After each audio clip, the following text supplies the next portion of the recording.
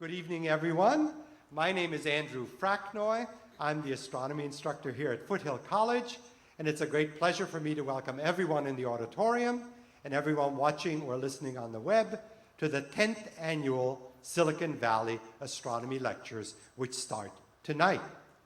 These lectures are designed to introduce some of the most interesting new results and ideas in the field of astronomy, and we invite noted astronomers and physicists from around the Bay Area and the country to update us 6 times during the school year. The lectures are sponsored by NASA and NASA's Ames Research Center, which is one of the premier research centers in the NASA circuit, by Foothill College, which is a community college here in Silicon Valley that offers both day and evening classes for students from age 16 to 80. And I actually have students from both those ranges in my evening class this quarter. So it's really a delight to see people from the community come up and take classes here. Our other co-sponsors are the Astronomical Society of the Pacific, a venerable organization that since 1889 has been doing what we do in these lectures, which is sharing the excitement of astronomical discovery with the world at large. And they have a number of educational programs which are outlined on the back of your program. And finally, the SETI Institute, the Search for Extraterrestrial Intelligence Institute, which is an organization devoted to the scientific investigation of life elsewhere. Now, for those of you who are here, I want to announce formally that we are also delighted to have working with us the local amateur astronomy organization called the Peninsula Astronomical Society.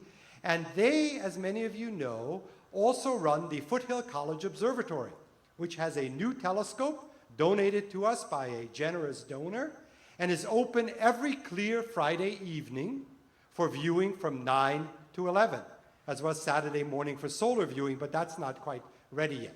And to show off the new telescope, they have graciously agreed to hold open the telescope tonight after the lecture. So if you're not busy and you want to walk over to our Krause Center on the other side of campus, they will be glad to have a kind of star party and show off the telescope tonight. It was just clearing up as we were coming in. So as long as it remains clear, right, Sarah, that's the requirement.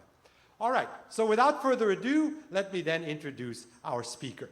Our speaker is the author of a best-selling book about black holes called The Black Hole War, and it's the topic we've asked him to address tonight. Dr. Leonard Susskind is the Felix Bloch Professor of Theoretical Physics at Stanford University, and the author not only of The Black Hole War, but also The Cosmic Landscape, another introduction to the far-out frontiers of physics and astronomy. He's written many articles on recent developments in science and their meaning. He teaches a popular continuing studies course at Stanford on modern physics and has won the American Institute of Physics Science Writing Prize for an article explaining black holes in everyday language. His scientific research focuses on particle physics, quantum theory, and the nature of gravity. Small questions, right? But in fact, he is as well known for being a superb explainer of science. And so we have asked him tonight to explain a little bit about his ongoing intellectual battle with Stephen Hawking on the subject of some of the most mysterious objects in the universe, black holes. Ladies and gentlemen, it's a professional privilege for me to introduce Dr. Leonard Susskind.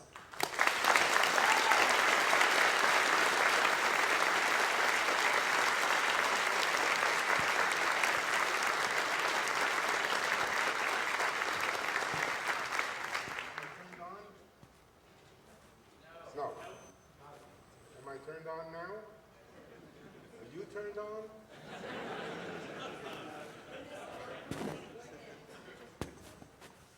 Is this better? Okay. I can one-up you, Andrew. You're right, I do teach a class for the general public at Stanford. The name of the class, incidentally, I don't remember the precise real name of the class, but we all call it Quantum Mechanics for Old Farts. Anyway, I am not an astronomer. I've only once in my life looked through an astronomical telescope, so I may disappoint you. I don't have wonderful pictures of this or that galaxy and so forth. What I'm going to tell you about is a big controversy that took place in theoretical physics that had to do with black holes. Now, if you buy my book, and please buy my book, I get about $1.50 for every book you buy. If you buy my book and you open up to the central chapter, you'll find that the absolute central chapter, the center of the book, is called The Battle of Santa Barbara. The Battle of Santa Barbara was a physics conference. A bunch of theoretical physicists got together to battle out one of the central questions, one of the deep questions of theoretical physics. And I didn't know this when I wrote the book, but after I wrote the book, I discovered that one of my friends had taken a picture of the conference, and here it is.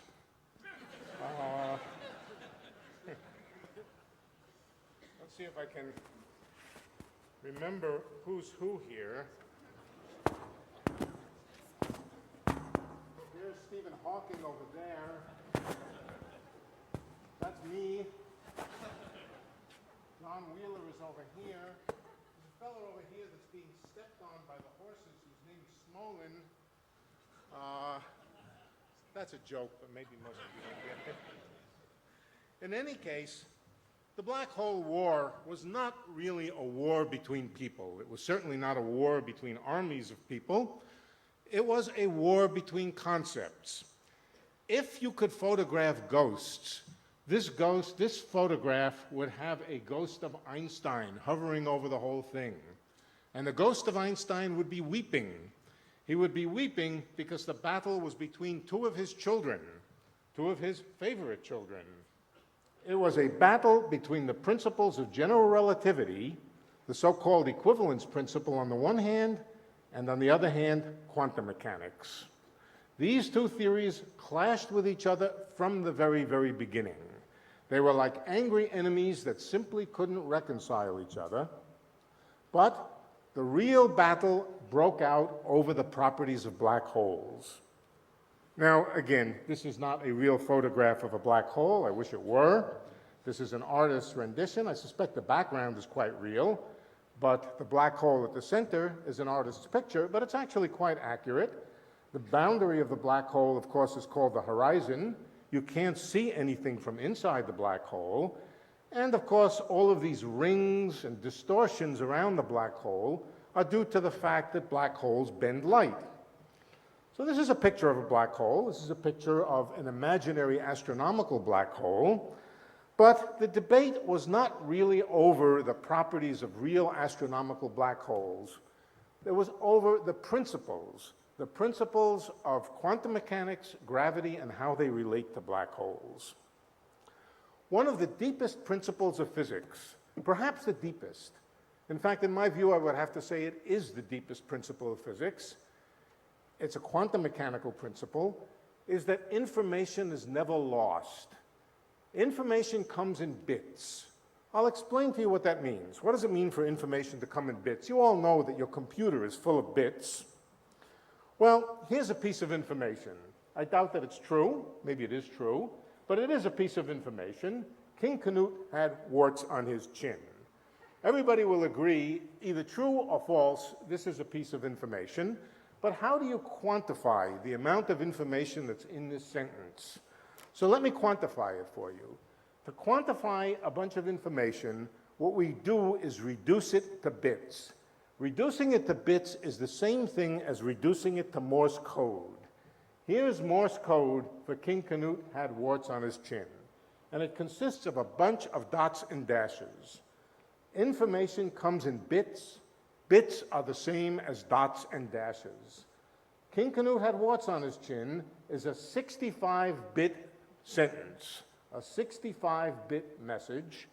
And that's what the quantity of information means. The number of bits or the number of dots and dashes that it takes to express a given thought, idea, message. That's how much information is in it. Now, as I said, one of the deepest principles of information, or of physics in general, is that information is never, ever lost. If you have some information in your computer, you can erase it. If you couldn't erase the information in your computer, it would get overloaded. But really, in fact, that information is not lost. What happens to it is it's ejected out of the computer in a little bit of heat. It is not lost information, it is scrambled information. A little bit of something gets ejected out into the atmosphere, scrambled around, hit by molecules and so forth. For all practical purposes, it's lost. But if you could examine every molecule in the room, every molecule of the computer, you would find that bit lurking someplace. So bits of information are never lost. As I said, that is one of the very, very deepest principles of physics. It goes way back. It actually goes back past quantum mechanics to classical mechanics, and it is sacrosanct, or always was sacrosanct. However, in 1976, Stephen Hawking put forward an idea that seemed to undermine that basic principle. The idea had to do with black holes. Stephen was a great expert on black holes. You are not great experts on black holes. I'm only a medium expert on black holes, but I have my way of thinking of them, and I'm going to share with you my way of thinking about them. Imagine an infinite lake, a lake that's spread out in every direction horizontally forever and ever. And it's not a very deep lake, a meter deep, 1 meter deep, and in that lake lives fish. The fish communicate with each other. How do they communicate with each other? By sound. They're blind fish. They can't see. They communicate each other only by sound. And there's a rule, whether it's a law of physics or a law of fish or a law of, or a legalistic law, it doesn't matter to us very much. But the rule is no fish is allowed to swim faster than the speed of sound in the water. That means he's not allowed to swim faster through the water than the speed of sound. It could be a law of nature, as I said, or it could just be a law of fish. Well, this lake is a rather dangerous lake, and the reason it's dangerous is because right at the center of it is a drain hole, and the drain hole empties out underneath into a cave, and in that cave is very sharp rocks. Anything that gets sucked into the drain is doomed, is dead if it gets sucked into the drain. And what makes that drain hole so very, very dangerous is that at some point, at some distance away from the drain hole, the inflow of water is moving faster relative to the ground than the speed of sound. What that means is that any fish that passes that point, let's call it the point of no return, any fish that passes the point of no return has no chance of getting out. He can't outswim the current. The current is moving faster toward the center than he can swim. He's lost. He's doomed. Nothing yet has happened to him. He's floated freely past the point of no return, may not even realize it. Everything else is flowing with him. The dirt, the sand, whatever it is flowing along with him, has no concept that he has passed the point of no return, and yet he is doomed. Not yet dead, but doomed. He can try to shout to his friends. He can say, "Save me, save me." But even his sound waves can't escape because the water is moving faster than the speed of sound. Even they get pulled down into the drain. Well, this is a model of a black hole, and it's a rather accurate model of a black hole. Down at the center is the singularity of the black hole, the dangerous, dangerous place which as you approach it, you will be crushed, squeezed, stretched, turned into whatever. The horizon of the black hole appears at first sight to be completely innocuous, non-dangerous in itself. You just float freely past it. The point of no return, I called it the horizon, that's what it is. The point of no return is called the horizon of the black hole. Nothing, including sound, or in the case of a real black hole, light, or anything else can escape from the black hole. That's really all you need to know about a black hole, that its horizon is a point of no return, and the singularity at the center is a very dangerous place. That's one picture of a black hole. Here's another picture showing the same thing.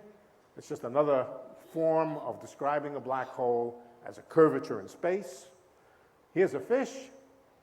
If that fish accidentally passes the point of no return, for some reason I've always called that fish Alice. Alice and her bits, everything about Alice, everything that makes Alice Alice, all the bits of information in her DNA and everything else are lost to the outside world. Apparently, bits of information can be lost, and they get lost by falling into a black hole. Or so Stephen Hawking said. To make things even more confusing, Hawking had discovered that black holes evaporate. Alice falls into the black hole, and now you wait, and the black hole evaporates. How does it evaporate? It gives off heat and light. It gives off photons. As it gives off photons, the energy of the photons is carried away, and the black hole shrinks. It shrinks because it's losing energy. Very, very much like a puddle of water out in the sun. As it evaporates, it shrinks, and it shrinks, and it shrinks, until there's nothing left. But where is Alice? What happened to her bits? They're gone. They fell behind the horizon. They couldn't get out because they can't exceed the speed of light. Or so said Stephen Hawking. And so in saying so, he basically announced a violation of the most sacred principle of physics: information is never lost. Well, was it really that simple? Some of us didn't think so. That was, in fact, the origin of the Black Hole War. The Black Hole War was a controversy involving Stephen, who said, yes, information is lost when it falls into black holes, and myself and a physicist by the name of Gerard 't Hooft, a very, very famous physicist, incidentally, one of them, to most physicists, incidentally, to most theoretical physicists. Gerard 't Hooft is number one. He is the great physicist of my generation. We said, no, that's too easy to say that information is lost. You're undermining something too deep, too fundamental. It can't be true. But we couldn't understand what was wrong with what Stephen was saying. If something falls into a black hole, it can't get out. If it can't get out, it's lost. If the black hole evaporates, it's gone. We didn't understand what was wrong with what he was saying, but we were sure he was wrong. That was the origin of the Black Hole War. All right, so let me tell you now a little bit more about what was learned about black holes since around the early 1970s, a little bit before Stephen made his claim. Let me start with the observation of a physicist whose name is Jacob Bekenstein. Again, a very famous Israeli physicist. In 1972, Jacob Bekenstein was a graduate student at Princeton. And he discovered something very, very remarkable about black holes. He didn't discover it by doing an observation. He didn't discover it by doing an experiment. He did it by doing a thought experiment. And here was his thought experiment. He began with the idea of entropy. What is entropy? Well, entropy was something that was first discovered and first talked about by steam engineers. It had to do with the quality of a given amount of energy. Is it useful energy? Is it not useful energy? Not useful energy is called heat. You can't do much with heat. Well, sometimes you can, but heat is harder to do things with than mechanical energy. And a measure of how useless energy is was called entropy. It's a measure of confusion, how confusing the little constituents which carry the energy are. If there are lots of molecules moving around in all sorts of crazy directions, there's lots of entropy. If all the molecules are moving together, there's only a little bit of entropy. Entropy had to do with steam engines. What could it possibly have to do with black holes? Well, the connection with black holes was a principle, namely the second law of thermodynamics. The second law of thermodynamics said entropy always increases. You cannot decrease the amount of confusion in the universe. You may be able to decrease the amount of confusion in one place, but it will always show up someplace else. And here was the puzzle that Bekenstein addressed. He said, before what he said, let me tell you a little more about entropy. Entropy there's another idea of what entropy is. If I were to take a bathtub full of water, We would all agree, anybody who knows anything about water and about thermodynamics, that there's lots and lots of entropy in that water. What is that entropy? That entropy is the same as hidden information. When you look at that bathtub full of water, you don't see much. You see the amount of water, you see the temperature of the water, that's about all. But there's an enormous amount of information in that bathtub, and that information is stored in the position and velocity of every single molecule. It's there if only we had the patience to detect it and to count every molecule. That information, those bits of information would be there.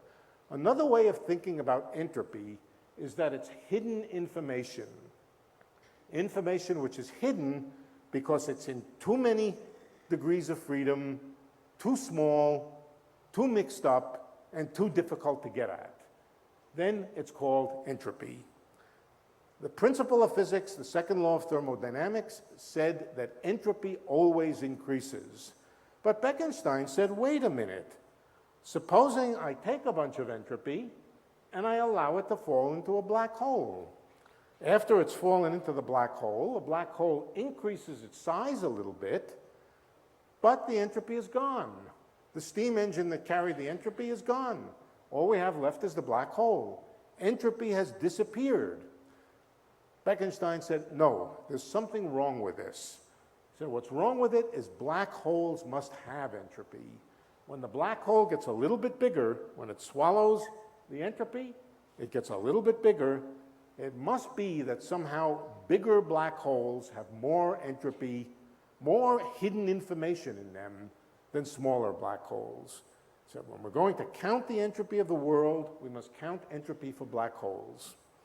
Well, he was more interested in quantitatively knowing how much entropy, how many bits of information were hidden in a black hole. And here was his argument. I'm going to show you his argument. It's very beautiful. There's a little bit of mathematics to it. I'm not going to do the mathematics. He said, let's start with a very tiny black hole. Very, very small black hole, have very little information in it. A black hole as big as a proton, let's say, no bigger. And now let's start making that black hole bigger by dropping things into it. And we're going to drop things in one bit of information at a time. How do you drop a bit of information into a black hole? You drop in a single elementary particle, a photon. So he said, let's drop in one by one bits of information. The only information that's there in an elementary particle is either it's there or it's not there. It's like a dot or a dash. It's either there or it's not there. If we drop a particle into a black hole, there must be a particle in the black hole. We may not know where it is, but that's a piece of information. What happens when we drop the bit of information in? The black hole grows a little bit. It absorbs the energy of the photon, grows a little bit, because the more energy that it has, the bigger it is. And then we throw in another one, and the black hole grows, and so on and so forth, until we build up ourselves the black hole that we're interested in. Well, what Bekenstein discovered was quite remarkable. When he sat down, did the mathematical calculations, he discovered that the number of bits of information that could be in a black hole, if you think about it for a minute before I address this, how many bits of information are in a tub full of water? The answer is the amount of water that's there, roughly. And the amount of water is proportional to the volume of water in the bathtub. Up until Bekenstein, it was always the case that the amount of information in the air in this room, is proportional to the volume. Why? Because the number of particles is proportional to the volume. But what Bekenstein found when he did his little thought experiment of throwing in bits is the black hole grew in such a way that the number of bits that could be inside the black hole was proportional to the area of the black hole. The area of the black hole in some tiny unit called the Planck unit. What did this say? This said that somehow the interior of the black hole had nothing in it. Only the horizon of the black hole. The horizon of the black hole was storing all the information, and it was storing it very, very much as if the black hole horizon was made out of bits of information which were impenetrable, and each time you put another bit in, it increased the area of the black hole a little bit. That was Bekenstein's resolution of the second law of thermodynamics. Throw things into a black hole, they appear on the horizon as bits of information, bits of entropy, and as you fill up the black hole, it simply grows. Its horizon gets bigger and bigger. But the surprising thing was this new idea that entropy somehow resided only on the surface. It was as though all of the information in this room was on the boundaries of the room, not in the interior of the room. And this was very, very confusing. Well, that raises a question. I'm going to take a little time out to answer a particular question. What are the hidden microscopic structures, these little bits, that make up the horizon of a black hole, that make up the entropy of a black hole? I'm going to tell you very quickly now that string theorists over the last decade have put together a theory of what is on the surface of a black hole. It began with the basic ideas of string theory, that elementary particles are little tiny strings. A weird idea, but let's accept it. Little tiny strings, no bigger than the Planck scale, vibrating and doing whatever they do. But if you heat them up, how can you heat them up? You can put them in a frying pan and heat the frying pan. Well, that doesn't do very much. But if you collide them together at enormous energies, you can heat them up.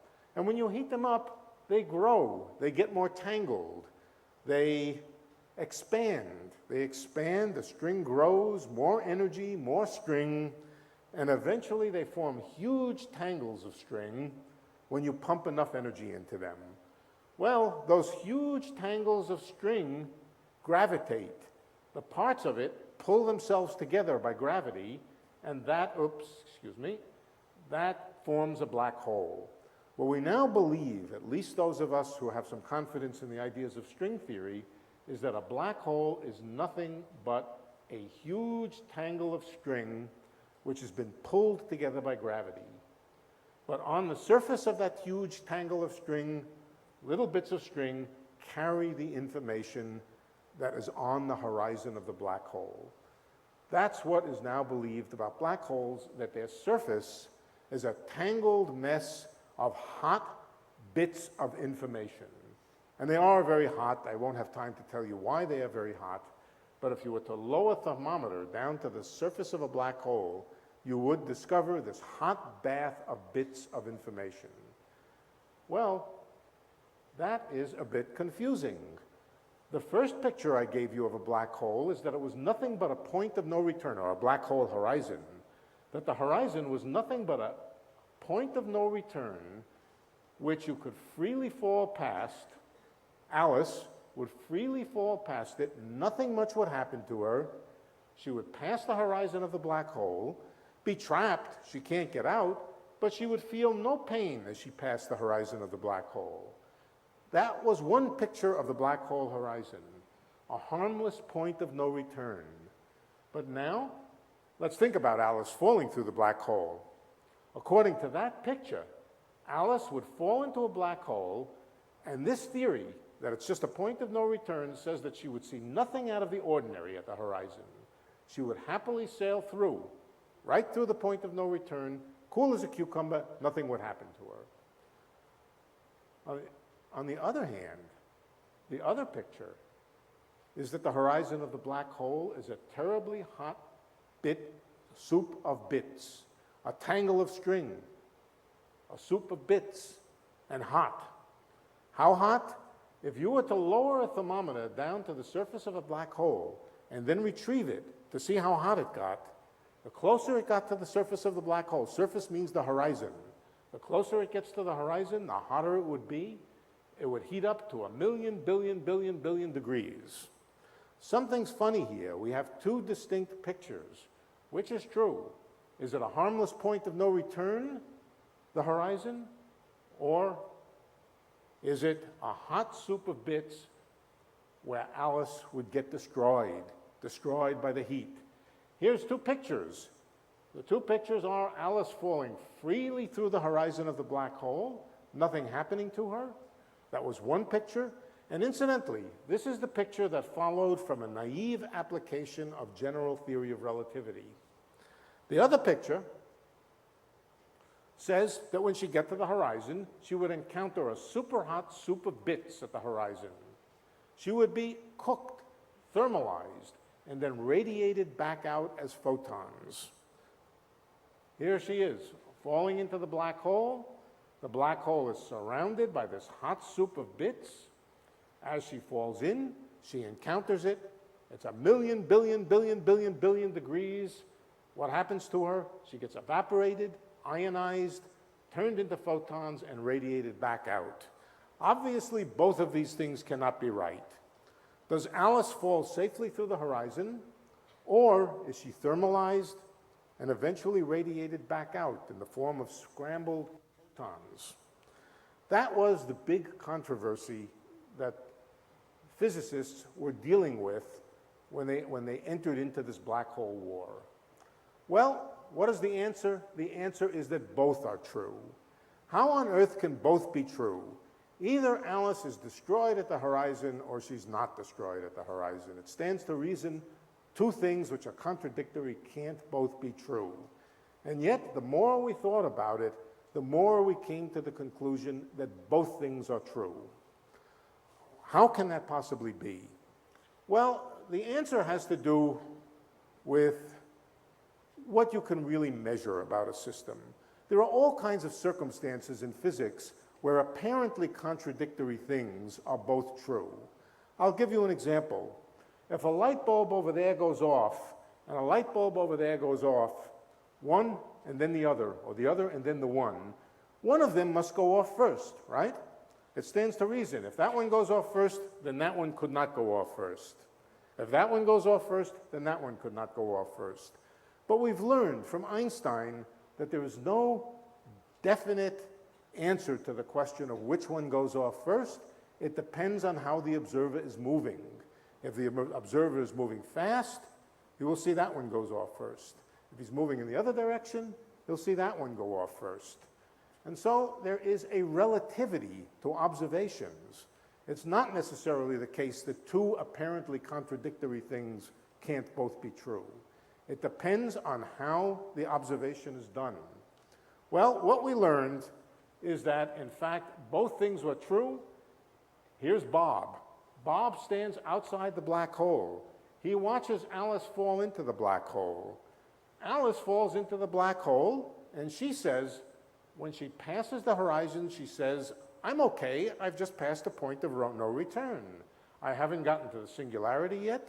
I'm perfectly healthy. I haven't been cooked. I haven't been heated up. The problem is she can never communicate that information to Bob. If the information can never be communicated to Bob, then Bob has no way of knowing that Alice is okay. Bob sees, on the other hand, radiation coming out from the black hole. He counts up all that radiation, and he discovers there's 1 bit for each bit of Alice that fell into the black hole. He finds Alice having been cooked and radiated and sent back out. But is there a contradiction? Not in the strict sense of the word, because Alice can never communicate that information to Bob, and so there's no observable contradiction. That idea, believe it or not, has infected itself into physics, and it is now generally accepted that both views are true. Alice falling into the black hole encounters nothing crazy at the horizon and is perfectly safe until she gets to the singularity. Bob, watching the whole thing, discovers Alice being disassembled, cooked, radiated, and sent back out as photons. So the lesson is that objectivity is not really what we thought it was. The idea of where information is, how things behave, is relative. It's another example of relativity in action. But wait a minute, you say. What happens if Bob looks at Alice not after she crosses the horizon, but just as she's about to cross the horizon? I told you a moment ago that near the horizon, if you drop the thermometer down, not through the horizon, but near the horizon, that it's extremely hot. Bob doesn't have to wait until Alice falls through the horizon to ask her, Alice, are you okay? Or he can shine a light on Alice and try to make an image of Alice and see if Alice is okay. Well, it turns out that it's very interesting. In order for Bob to take a good look at Alice, as she gets very, very close to the horizon, he needs to use photons of very small wavelength. If he wants to resolve, the same way you need a telescope of short wavelength to resolve a small object, in order to resolve Alice as she gets closer and closer to the horizon, she has to be illuminated with very short wavelength photons. Short wavelength photons mean very high energy photons. The lesson is, in the process of trying to find out if Alice is okay, he has to hit her with incredibly high energy photons, which, in the process of looking at her, will cook her. Just the thing that Bob wanted to show didn't happen by observing Alice, he causes to happen by observing Alice. And so what we found over the years is that there really is no contradiction. If Bob chooses to look at Alice, he will find that she does get cooked at the horizon. If he leaves her alone, he will still think she gets cooked at the horizon because he will discover all this radiation coming out.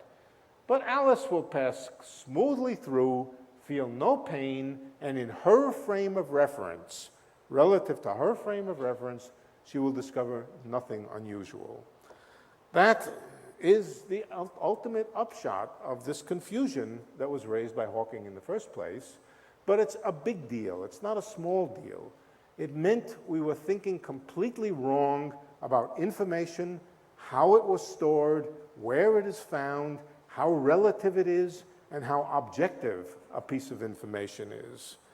The whole subject got turned on its head. Now, an even more startling conclusion that came out of this series of investigations: the world is like the ghostly three-dimensional illusion cast by a hologram. That sounds very weird. Most of you know what a hologram is, but before I get to holograms, let me explain something about information and how it's stored ordinarily. This is supposed to be a picture of a library. In fact, it was supposed to be the picture of the library in Alexandria. It's my artist's rendition of it. It was known to be about, I think, 200 feet by 40 feet by some number of feet in this direction here. Question? I thought I heard a question. All right. This is the library. This is the library in Alexandria, reconstructed according to my own imagination, and it had a certain size. We could ask, how much information could be stored in that library? Well, it turned out that about 1 trillion bits of information was stored in the library in Alexandria in the form of scrolls. 1 trillion bits of information. In other words, information could be turned into a billion dots and dashes. 1 billion is not very much. Why couldn't you store more information? Well, you certainly could. You could shrink it down from scrolls to books, or from books to microfiche, or you could squeeze it down onto digital chips and get a lot more information in there. But what's the maximum amount of information that you could put into a library this big? And the answer most physicists always thought was that there was a limit. You could not make a bit of information smaller than 1 cubic Planck length. If that's the case, you can calculate the volume of this library in Planck units, and you would discover that it was about 10 to the 108th. That's a huge number. That's more than all the particles in the known universe, that it could hold 10 to the 108th bits of information. A huge amount could be stored in there. Well, what if the owner of this library passed a law, a crazy law? The crazy law is that you're not allowed to put any information in the interior of the library. All you're allowed to do is decorate the outside of the laboratory with writing with information. Arbitrarily small. You can make your letters no bigger than the Planck scale, but then how much information can the library store if it's only allowed to have its bits of information coating the surface of the library? A lot less. It's proportional to the area of the surface of the library. Only 10 to the 72. Well, that doesn't sound like a big difference, 10 to the 72 and 10 to the 108. But if you're familiar with thinking about numbers, 10 to the 108 is vastly, vastly bigger than 10 to the 72. And so you lose a lot of possibility of storing information if you can only put it on the outside. Well, it's a strange law of nature. And it is now believed by everybody who works in theoretical physics to be a law of nature that you can never put more information into a library or into a volume of space than the amount that you can store on the boundary. It is as if you could never have more information in this room than the amount that you could store on the boundaries of this room if you reduced it down to little pixels on the boundary of the room. And that seems extremely counterintuitive, extremely so. To illustrate the difference between information being stored in volume and being stored on surface area, I just invite you to look at this picture here. This picture has this is Rembrandt's anatomy lesson, and it sure looks three-dimensional. It looks like there's all kinds of three-dimensional information here. The dead man here looks foreshortened. He looks more or less as if you're looking at him from the feet on because he's so short. There's information behind this guy's head here in a scroll. Everything looks very three-dimensional, but of course it's an illusion. There is no three-dimensional information here. You cannot tell whether this dead man is foreshortened or whether he's just short. You cannot walk around the picture and see what's on the scroll behind the tall man's head here. In fact, you can't even tell whether this is a real three-dimensional object or whether it's just a flat painting of a three-dimensional object. It doesn't really have three-dimensional information. The three-dimensionality of it is an illusion. It's in your head. Information is being stored. Since this was actually a photograph taken with a digital camera, that information is stored in pixels, two-dimensional array of pixels. Obviously, that two-dimensional array of pixels cannot really store three-dimensional information. It's an illusion. Can you store three-dimensional information? Sure. You can store it by storing it three-dimensionally. Instead of pixels, you store it in the form of voxels. Voxels mean three-dimensional arrays of dots and dashes. In other words, a three-dimensional tic-tac-toe puzzle. If you allowed yourself to store information, bits of information, on a three-dimensional lattice like this, of course you could store all the information in a three-dimensional picture. But obviously you can't store three-dimensional information on two-dimensional pixels. Well, that's not actually true. Holograms are examples of the storage of three-dimensional information on a two-dimensional film. A hologram is a two-dimensional film. This is a picture of the film on which a three-dimensional figure is depicted by the method of holograms. What do you see? You see a scramble of meaningless scratches and dots and dashes. Impossible to decipher what this is a picture of. Completely scrambled. But it is two-dimensional. However, if you know the rule, and in this case the rule is simple, you just shine light on the hologram, it will create a three-dimensional image, and it's not like Rembrandt's painting of the anatomy lesson. You can, if I was any good at making videos, I would have you turn this thing around and look at the clown from the back. But a hologram is a picture like this, stored on a two-dimensional film, that allows you to reconstruct a full three-dimensional image that you can walk around, look at it from the back, look at it from the front, And in principle, you could even make a hologram of the interior of his head, his brain, and see every bit of information that's going on inside the clown's head, but stored on the two-dimensional hologram. So it's not really true that you cannot store three-dimensional images in 2 dimensions. Well, one of the things we found out, and I'm going to explain to you how we found it out, was that in a certain mathematical sense, the entire universe, the entire world, can be thought of as a hologram out on the boundaries of space, at the very edges of the universe, 10 billion light years away, a kind of two-dimensional holographic image encodes all of the information that's there, filling up the universe in the form of stars, planets, people, and everything else.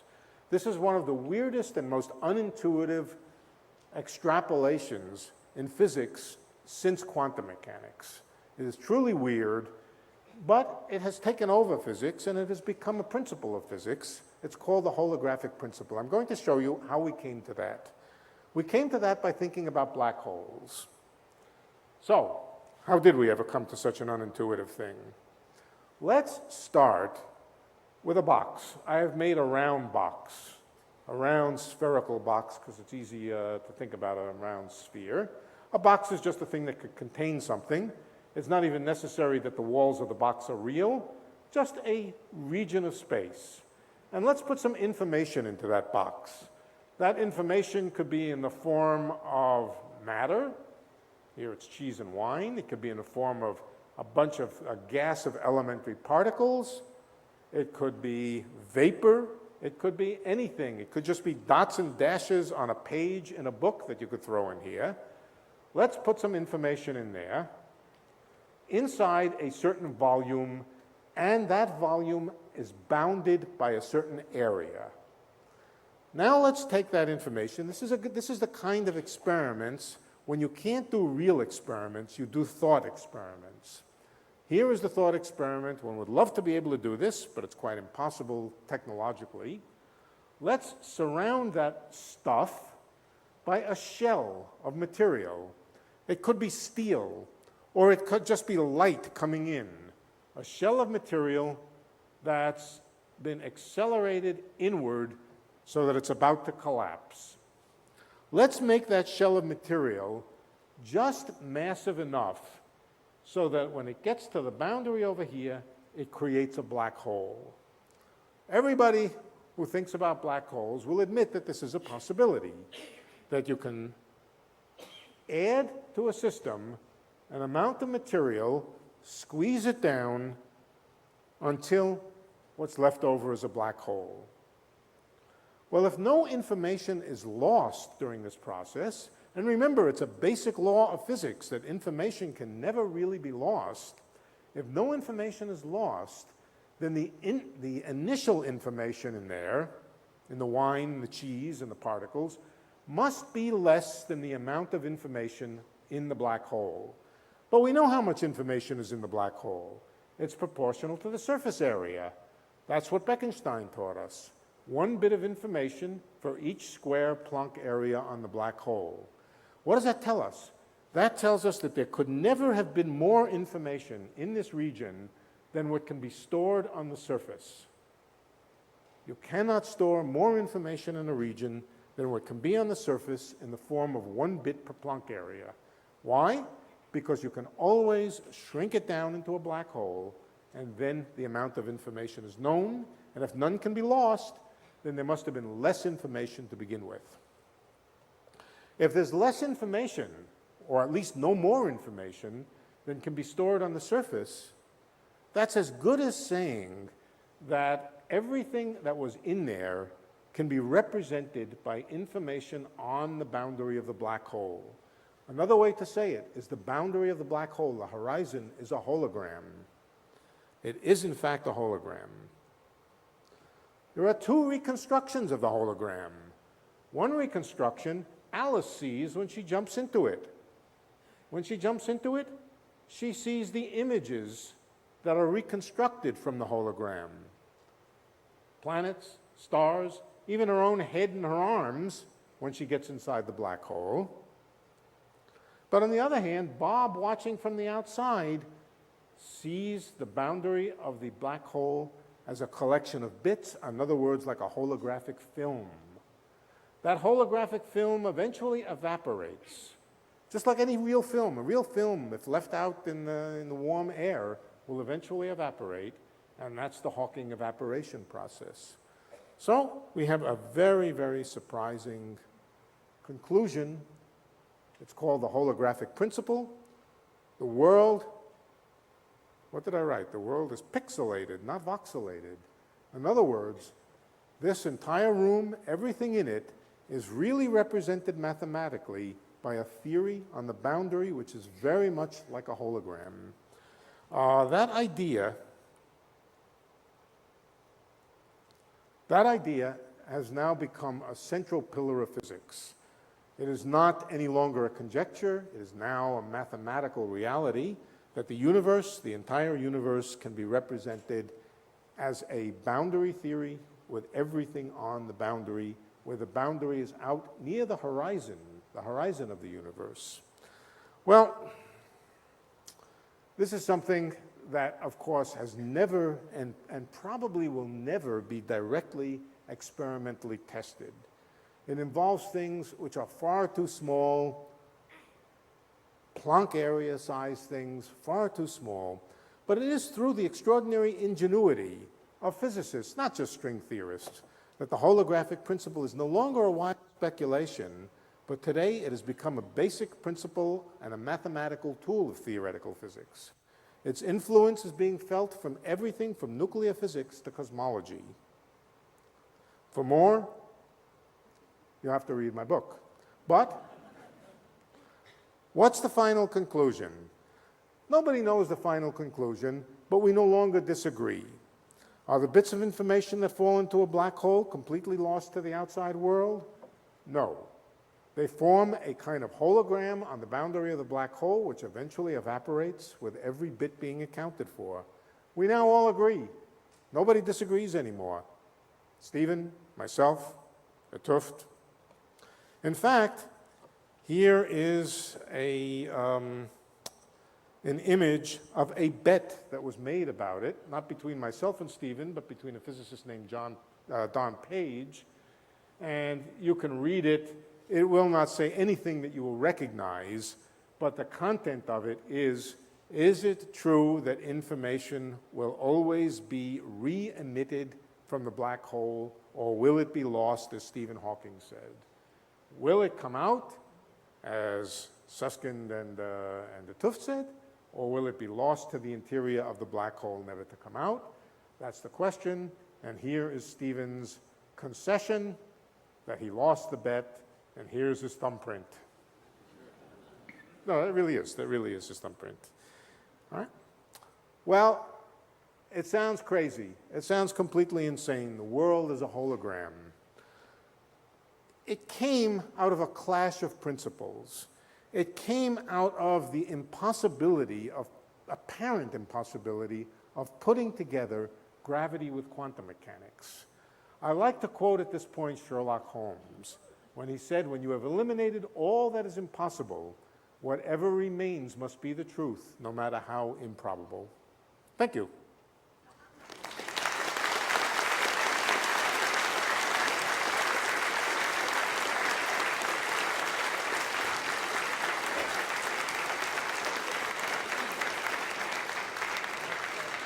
Okay. I'm jet-lagged, so I had to sleep, but at the beginning, I didn't sleep yet. So you said something about the information being encoded in the Morse code, and to me, that's sort of arbitrary, about 65 bits. That information about King Canute seems to have just one bit of information. Either he has the words or not, and that's one bit. Why is it 65?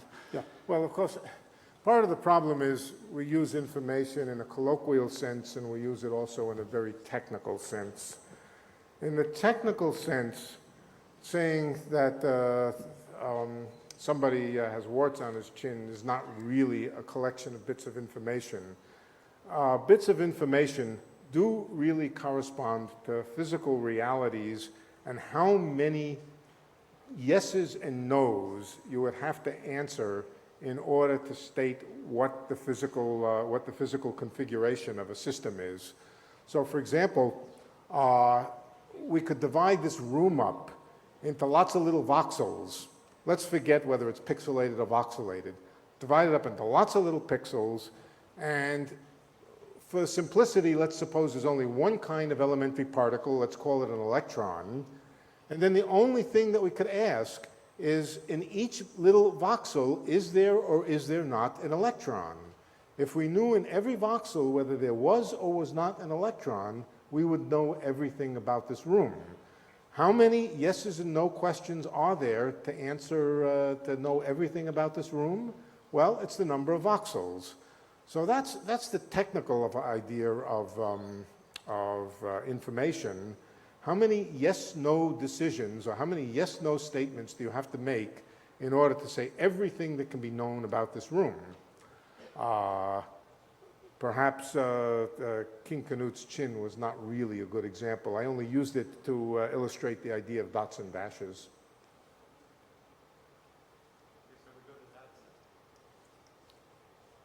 Hi, is it on?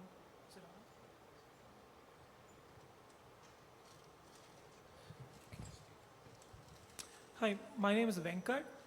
I have a couple of questions. So, does the classic definition of a black hole as something from which nothing can escape, not even light, is that not right? I'm having a little trouble hearing. Did you hear it? Sure, I'll come up with The question is the classic definition of a black hole where nothing can escape, not even light, not correct? No, it is correct. The point from which nothing can escape, not even light. Yes, that is correct. That's correct, but we have stuff coming out of the black hole, right? Like Hawking radiation. No, okay, well, good. Is it coming out of the black hole, or is it coming off from just above the surface of the black hole?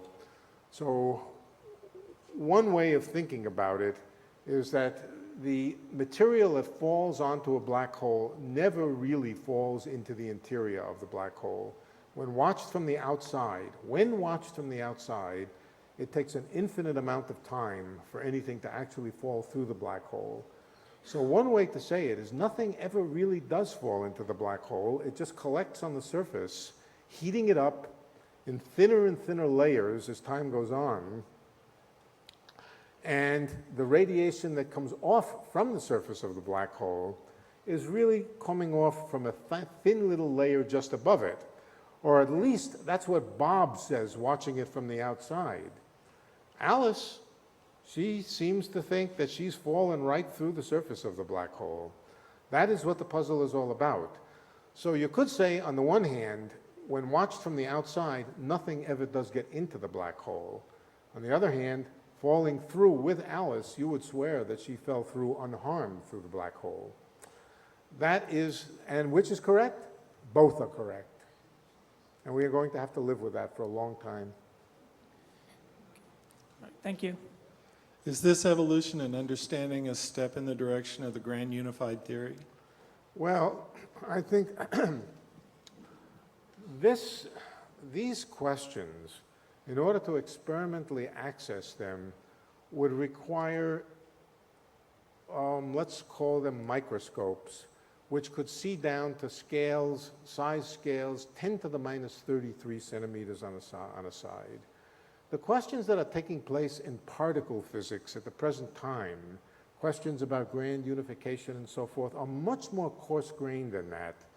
They're on scales thousands of times larger than that. So, no, questions about the sorts of questions which we can hope will be answered, let's say, at the LHC, won't directly bear on this. Somewhat indirectly, they will. If it turns out that string theory is a good description of what happens at the LHC, then it will tell us that perhaps string theory is a good description of a black hole. But the connection is, at best, a distant one. I wish it were otherwise.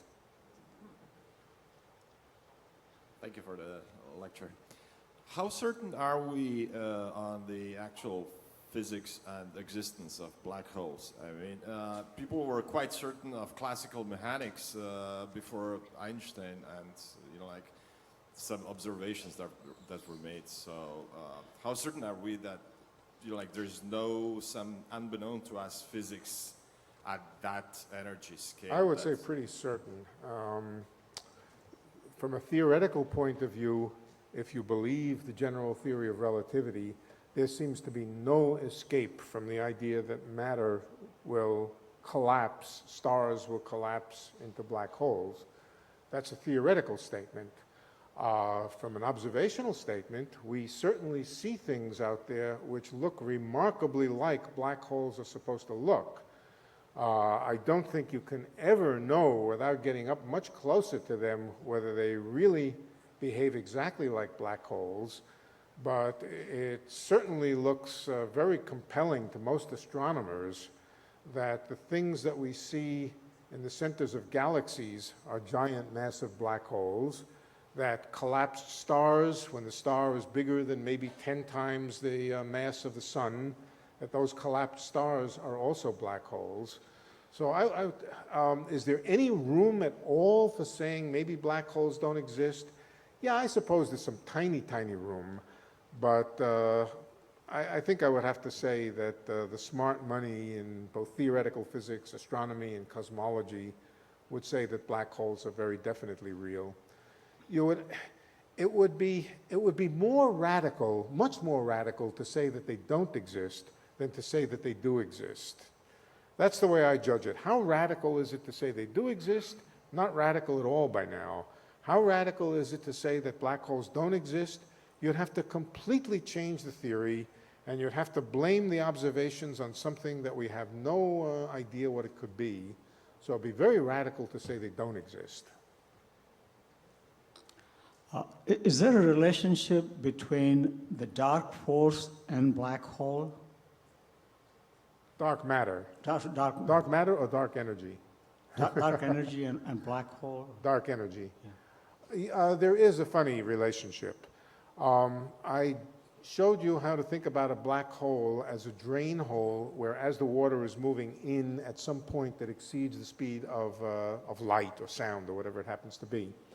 Well, dark energy causes the universe to expand more rapidly than it would otherwise. It's called the accelerated expansion of the universe.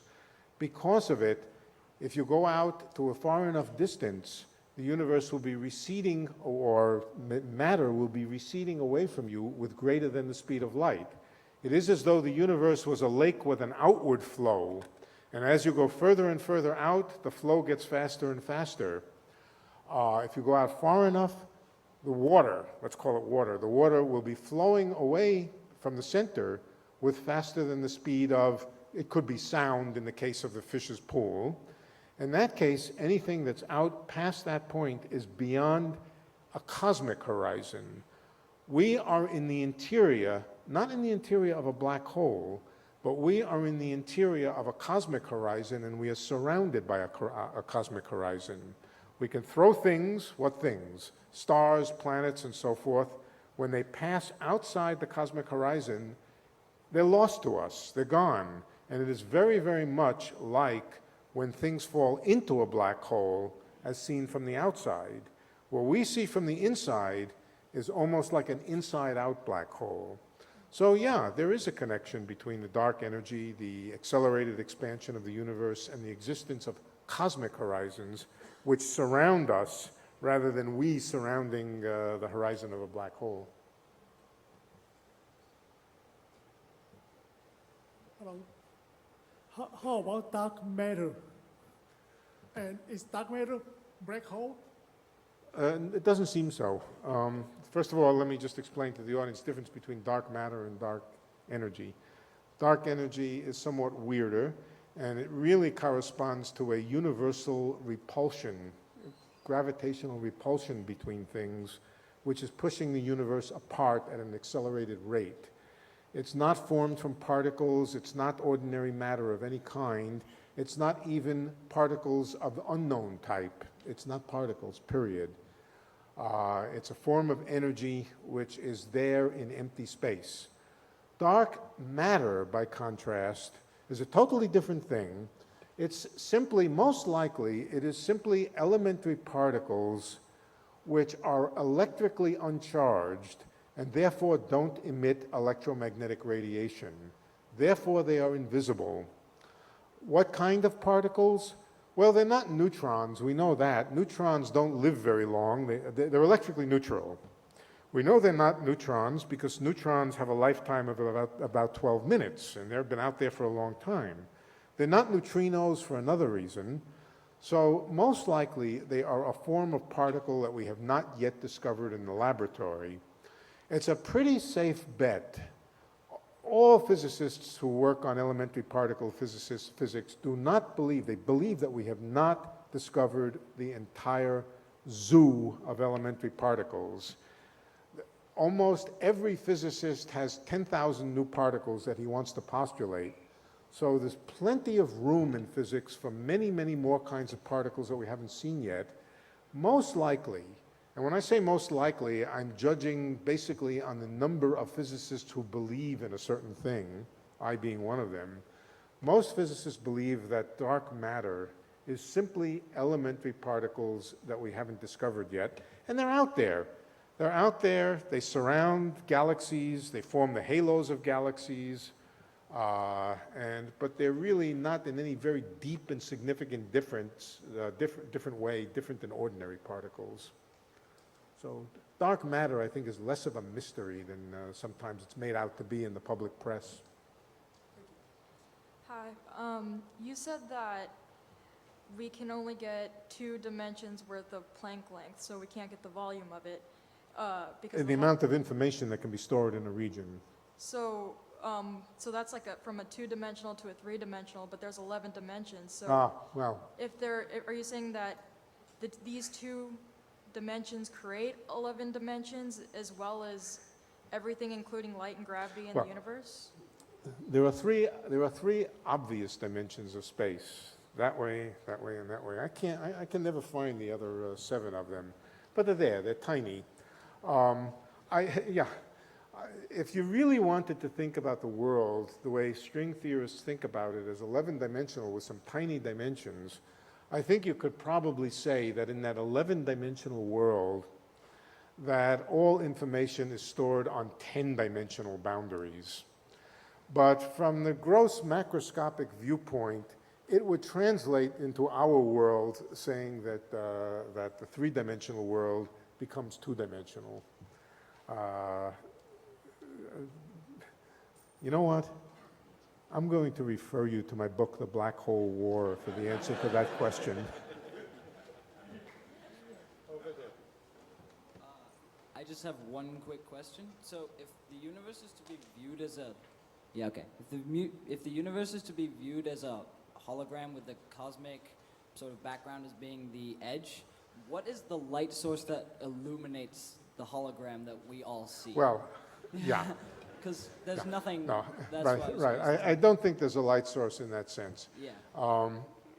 What you can say about the hologram stores 3-dimensional information, even if you don't illuminate it. If you don't illuminate it, that 3-dimensional information is stored. Illuminating it is just a way of seeing it. What is believed is that the mathematical description of the 3-dimensional world is equivalent to a mathematical description of a 2-dimensional surface far away. Now, the faraway world is as scrambled as a hologram. In other words, if you could reconstruct that 2-dimensional hologram at the edges of the universe, you wouldn't recognize, if you looked at it through a microscope, you wouldn't recognize the ordinary things in the world unless you knew the special code for reconstructing. Fortunately, in the case of ordinary holograms, the code is pretty easy. There's a mathematical code that you could decipher. If I showed you the hologram and I told you what mathematical process to do, you could reconstruct what it was a picture of. But fortunately, it's a simpler way. You just shine some light on it. I wish I knew how to do the same thing. There is no analog for how to shine light on the cosmic hologram and reconstruct the world in this sense. It's a mathematical equivalence. say that only the people standing now are going to have their questions, okay? I don't decide who makes questions. I can't even see them from No, here. but what, can you announce that, because they can't hear me? Just Oh, only people who stand can ask questions. Only people who are standing now. I don't make the rules. I'm willing to answer questions. This is taking it from Alice's point of view, inside the black hole, Yes. not from Bob's. Yes. There was a book written, it was about 20 years ago, by a fellow named Kaufman. Not that well known. I don't remember his first name. Stuart Kaufman? Kaufman, Kauffman, Kaufman. William Kaufman. Yeah, I don't know. No. And the subject matter of his book was that if you got a black hole that was the right size and the right spin, a spaceship could go into this black hole or skip off of the black hole, I'm not sure which, and end up very fast in another part of the universe. Yeah. This is a sort of urban myth that black holes can be tunnels to other places in the universe. And the origin of the myth, the urban myth, is actually the mathematics of Einstein and Rosen, who constructed a mathematical solution of a black hole where the black hole consisted of sort of two pieces, two mouths. A black hole is like a mouth, right, that sucks things in. And two mouths connected by an alimentary tract. One of them here and the other one very, very far away. It was a legitimate mathematical solution of Einstein's equations, but there were two things wrong with it. First of all, the tunnel, that it's called an Einstein-Rosen bridge. The Einstein-Rosen bridge is a kind of tunnel, but at first it's closed, no tunnel opening up. The tunnel opens up and then closes again very quickly.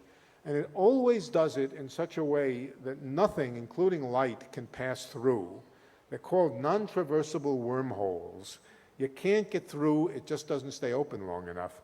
But the other fact is that what Einstein and Rosen were talking about were very idealized black holes that had been there for an eternity into the past.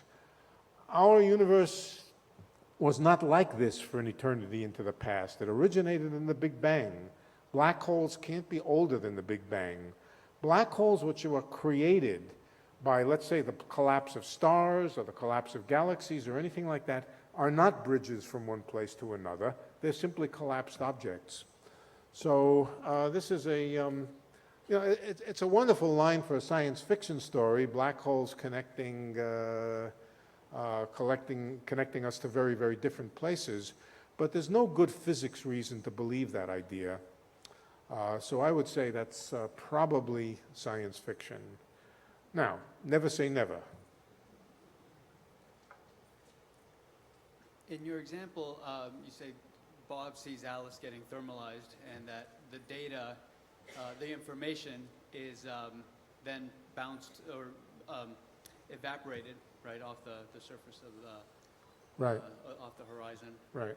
Yeah. And Alice at the same time experiences being in the hole but can't communicate that out. Does that mean that the theory transition from bits of information get lost to then no bits of information get lost, but it almost seems like it ends up being information gets duplicated?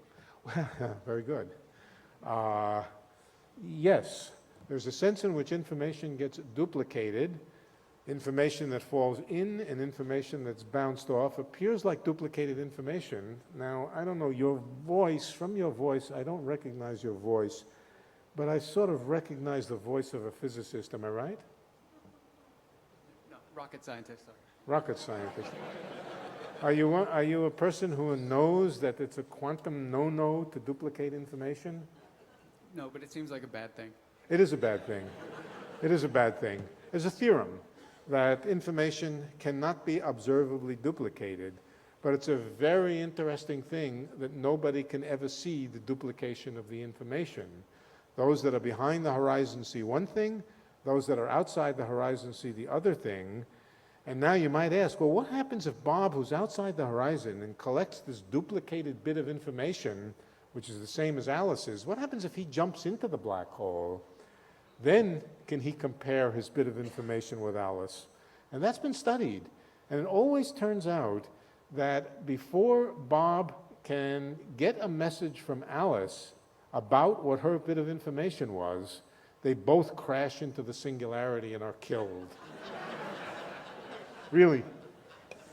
So there seems to be a conspiracy that nobody ever detects this duplicated information, but one way of thinking about it is that the horizon of the black hole is made up out of a bunch of miniature Xerox machines, quantum Xerox machines, which duplicate the information and send some of it sailing through with Alice and send some of it back out with Bob. Has this holographic principle led to doubts as to that a center of the black hole is actually a singularity? No, not in the following sense. There are two ways you could make sense out of that question. First of all, you could ask, watch the black hole as it evaporates, and as it evaporates, it'll get smaller and smaller and smaller, and eventually, at the last gasp, it will look like a singularity from the outside. Now, you have to take with a grain of salt what's meant by a singularity. A singularity just means something which is so dense and so extreme in its compression that all of the standard laws of physics break down, and we can't think about it by the normal laws of physics. Something getting squashed to Planckian proportions, we can't follow it past there. We call that a singularity. We expect that if you could watch a black hole evaporate, then in its last gasp, it would look like a singularity. That's one statement. The other thing is we have no reason to believe that Alice won't get killed at the singularity when she goes in. As far as anybody can tell, Alice's fate, from her own point of view, from Bob's point of view, Alice's fate was she was cooked at the horizon. From Alice's point of view, she gets disassembled or whatever it is when she hits the singularity. So as far as we know, that has not changed, no. Okay, back to the library. Yes. You spoke of you and I supposing you and I are there, Mm-hmm. and the library is absolutely full of information. 10 to the 108. 72nd, was it? I don't know, is it packed, the volume, or is it on the surface? We're on the surface. 10 to the 72. Okay, and you're outside, and you have access. You can see all of that. You have access to all those bits. Right. I'm there too, but I'm inside the library. Well, And I'm looking at the same surface, and I see all 10 to the 72 bits. right. Except I'm sitting in a chair, and I'm reading a book. Are the pages of the book blank? Well, you might think of them as the holographic image, huh? You might think of them as the holographic image. We could imagine that somebody is shining coherent light on the outside of Ptolemy's library, and it's reconstructing itself into the pages of a book on the inside, and you're sitting, looking and reading the pages of the book. And I'm that image also. Well, you know, But from my point of view outside, you're also plastered onto the outside of a... You and the book are plastered onto the outside of the... But I personally have been losing bits of information for quite a while. Yeah, I know. That's what happens after the age of about 50, I think. Okay. I wanted to play the devil's advocate a little bit with your Sherlock Holmes idea that you eliminate the impossible, because I see some the things that you were describing as impossible. The idea that she's both burned to death and goes through without any problem. Right. That and you kind of, to me, it's kind of like weaseling around talking about different points of view. But to me, it is impossible to be thinking of both things being true at the same time. So if that's my idea of impossible. So it's hard to go from there. Plus, and also with light, it's both the core, it's both a particle and it's a wave both at the same time. Yeah. Now it's a wave. Yeah, Now it's good. I don't see how an ordinary person can accept these things. Yes. One of the themes of my book is exactly that, our minds, our intellects were created by a process of evolution which was intended to give us the tools for ordinary experience, an ordinary range of parameters. We were not equipped by evolution to be able to think about motions near the speed of light. That's why relativity is so hard for us, because our minds weren't created for it. Our minds were not created to think about higher dimensional spaces. In fact, I often ask people this question in this kind of situation. How many of you can visualize four-dimensional space? Try to visualize it, not make a trick to think about it, but visualize it in the same sense that you can visualize a three-dimensional scene. Is there anybody here who thinks they can visualize four dimensions in the genuine sense? Good. We don't have to call the police. There's usually one wise guy who says he can do it, but apparently not here. How many people here think they can visualize a two-dimensional surface? I can't hear you. Isn't it just Cartesian coordinates? Well, for example, yes, but how about a curved surface? Can you visualize a curved surface? Okay. Now, admit the truth. When you look and think about that two-dimensional surface, don't you sort of see it as embedded in three dimensions? Can you really see that two-dimensional surface as two-dimensional without picturing it as some kind of surface embedded in three dimensions? I'll bet you can't. I'll bet you can't see a one-dimensional line without thinking of it as a one-dimensional line either in a plane or in three-dimensional space. The architecture of your brain was built for three dimensions. You can't get away from it. But there's nothing in mathematics which is better about three dimensions than four dimensions or two dimensions. It's just the limitations of your mental architecture. The same thing is true when it comes to things moving near the speed of light. The geometrical relationships between things which are moving near the speed of light are different than your mind was created for. You can't visualize them. The only way how do you visualize four-dimensional things? Well, you don't visualize them, but it's very easy. You just add another letter to the alphabet, X, Y, Z, and W, and now you have your four-dimensional space. You use a mathematical crutch. The same is true for thinking about relativity. The same is true for thinking about waves and particles, or the Heisenberg uncertainty principle. Our minds were simply not built to, the architecture of them was simply not built to be able to, I use the word grok them, to grok them. And so we are left with having to write equations and having to do mathematics. The same is true about the interior of black holes. They're another extreme environment which is very, very far from what our minds were built for. Our minds were built for caves, walking into and out of caves, not falling into and out of black holes. The logic of walking into and out of a cave is extremely different than walking into and out of a black hole, and we're simply not equipped for it.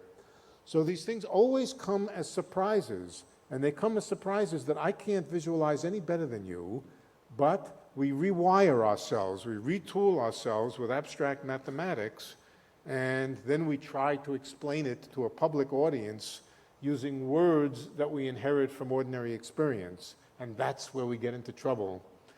When we try to explain these things using ordinary words, it's hard. I do the best I can. Apparently, sometimes I fail. Thank you. My name is Caroline Zhen from China. Anyway, thank you for the talk. You're welcome. Now, I have two questions. The first one is, the black hole is such a unique thing to study because it's so different from the rest of the conventional physical world. Right. And it is in such an extreme condition that there's so much mystery about it.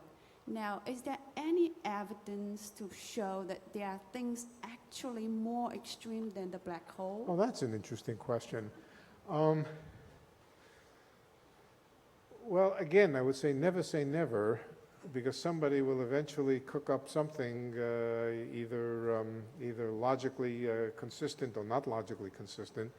But I think one can reasonably say that in certain senses, black holes are as extreme as it can be. They are as dense or as concentrated a form of information as possible. They are the heaviest things that can fit in a certain volume.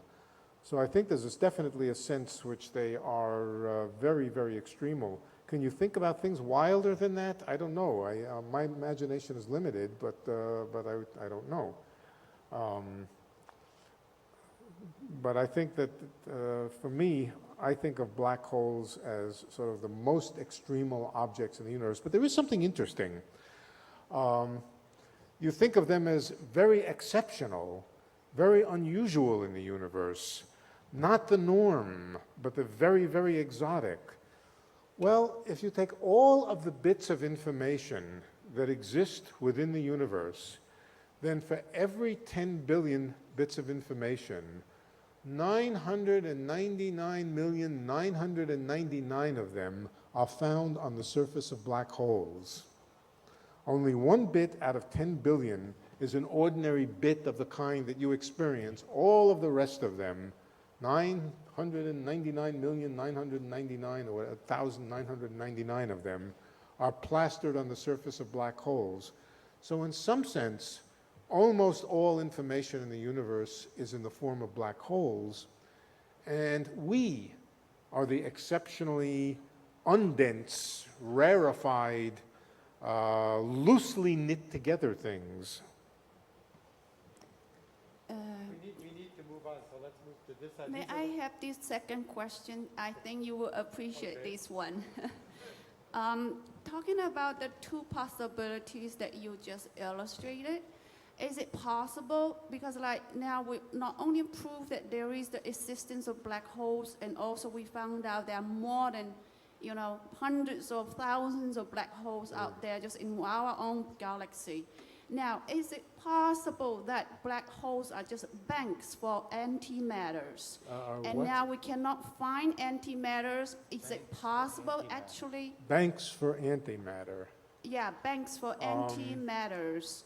That well- it will help to serve, answer the question. Okay, so to me, a bank is a place that you can withdraw from as well as put things into. Now, that is not clear at the present time, but let us assume a bank is a place that you can withdraw from as well as deposit in.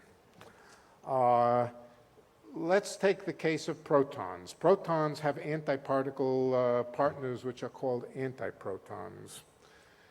If you create a black hole out of protons, and that would be a black hole, protons and neutrons, made out of a star. An ordinary star collapses and forms a black hole.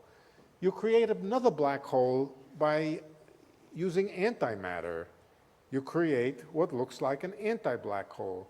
Well, the anti-black hole and the black hole will be identical. There will be no difference between them at all. The stuff that comes out of each of these will basically be photons, and photons are their own antiparticle, so they're symmetric with respect to this particle-antiparticle distinction. So when stuff falls into a black hole, or when a black hole is made, let's say either by protons or antiprotons, that distinction gets lost. That distinction, that's not the same as information being lost, but the distinction between whether it was made of protons or antiprotons is lost. The black holes will be almost exactly the same, but in any case, you won't be able to tell the difference between them by withdrawing things out of the black hole and seeing whether they're protons or antiprotons. You'll get as many protons out of a black hole as antiprotons. And so in that sense, a black hole is not a good bank for depositing your protons if you expect to get as many out at the end as you put in. Thank you. Hi, Dr. Susskind. Thank you very much for coming out. I appreciate your lectures and follow your work. I'm still having trouble, like this last questioner, with the idea of relativity. What was the question?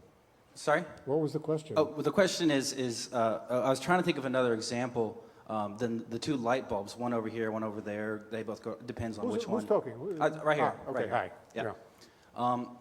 I was trying to think of another example, like if a bell went off on the other side of town here in Los Altos, a really loud bell, and then one went off 1 second later right next to my head, Yeah. it would sound to me as if that went off first.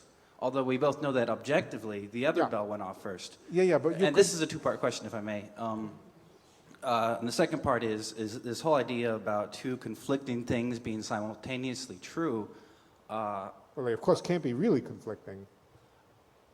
But I thought that was the whole point, was that they... Well, they can't really be conflicting.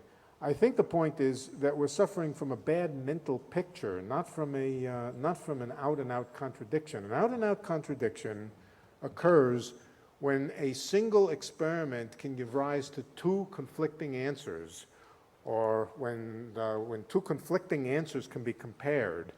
You take two thermometers and you stick them into the same tub of hot water, and one comes out saying 70 degrees and the other comes out saying 95 degrees, and you bring them together, the same person looks at them, and that person knows that there's something wrong.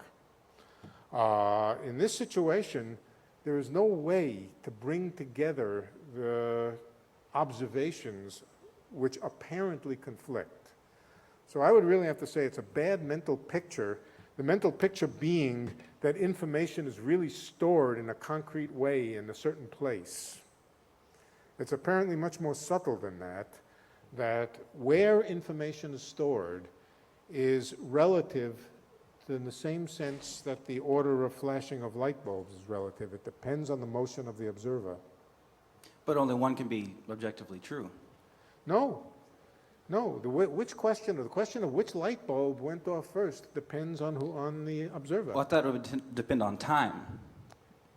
I think this is the kind of discussion we should Oh, continue sorry. after. Okay. This is the last question.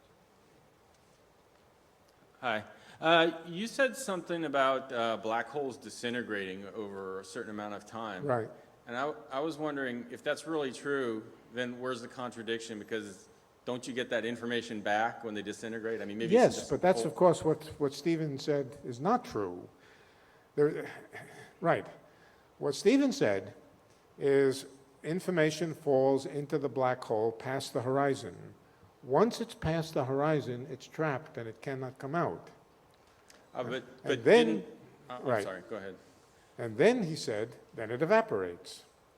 Now, it sure looked like he was right. When we did the mathematics and tried to follow the argument, it sure looked like he was right. But he was making an assumption, and the assumption is that there was an objective sense in which a bit of information is at a definite location in space. And that's what turned out to be wrong, that the notion that you can attribute a definite, precise location independent of the state of the motion of the observer to a particular bit of information. So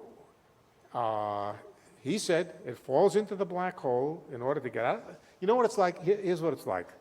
When the black hole evaporates, it's almost like the drain hole sealing itself up, okay? The drain hole, the pump that's pumping the water out is slowing down. When it slows down, the horizon shrinks, and eventually the pump stops, and the drain hole just ends. It's no longer there, and space is healed up. There's no more black hole there. So when it evaporates, there's nothing that comes out of it. It ceases to exist. That was the picture. That was the picture. And on the basis of it, Stephen said that things that fall down into the drain and can't get back up because they would have to exceed the speed of light to get back up are simply lost down the drain. Okay, I got it now. Thanks. Yeah, I mean, it's hard. It's very, very hard to explain things which are wrong. Let's thank Dr. Susskind for a wonderful talk. Thank you.